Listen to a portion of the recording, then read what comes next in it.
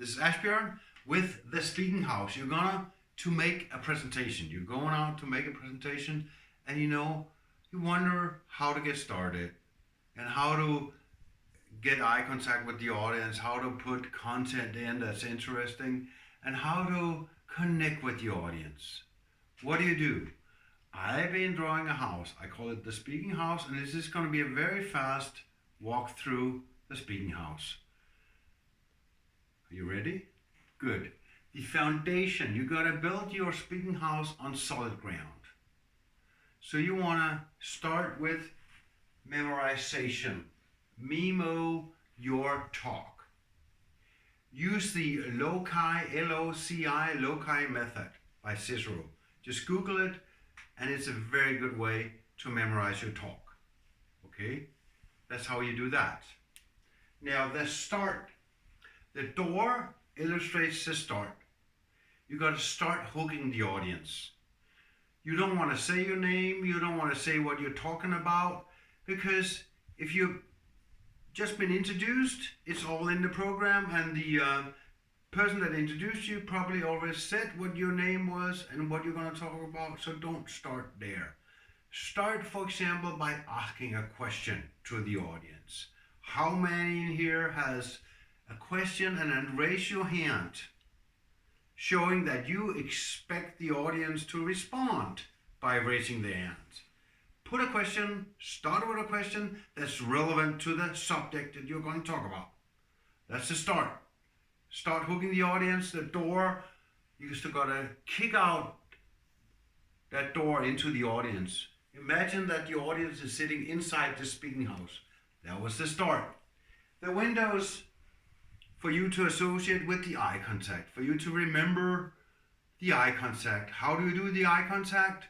You do the Obama turn, 9 o'clock, 12 o'clock, 3 o'clock. Try to circle the whole room while you're talking. And if you can, 1 sentence length at each set of eyes. 1 sentence length at each set of eyes. So the more you're going to look at 1 sentence length person, then they're going to walk away feeling that you were talking right to them. That was the eye contact. All right? That was illustrated by the windows. Then watch the clock. The clock, for you to remember, the clock on the house, that you have a high level of cortisol. This high level of cortisol does that the time runs on normal fast inside you. It runs much faster than it does in real life. 3 times faster. So you have to relax. You have to pause. Make those wonderful pauses of sound when you talk. When you have said something important, remember to pause. Instead of saying or because the and the is because of the high level of cortisol. You think you have to make a sound all the time so people won't be bored, but that's not right. The pauses are wonderful.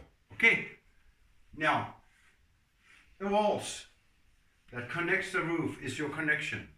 You have 3 types of connection questions you can ask.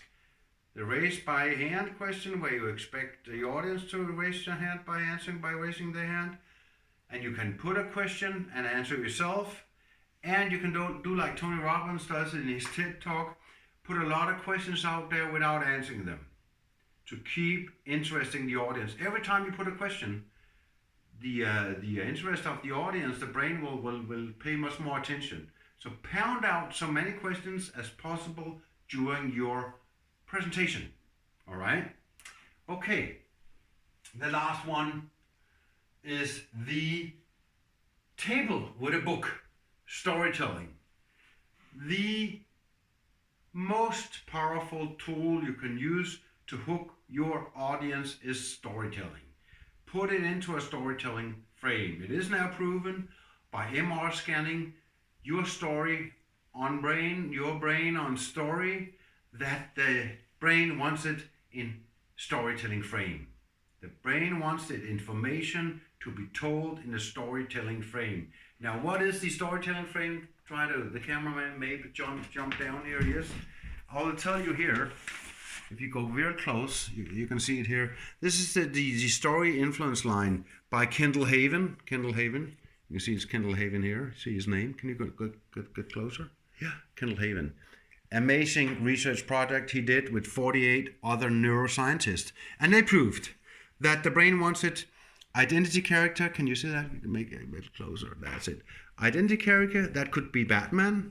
Goal, common goal with a common motive. A goal with a common motive with the audience. Foe character, that could be what's his name? The Batman's enemy. Joker. The Joker, yeah.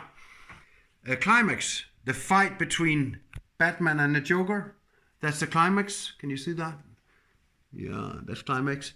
The climax character could be Batman. There's a character coming in that's helping with the climax.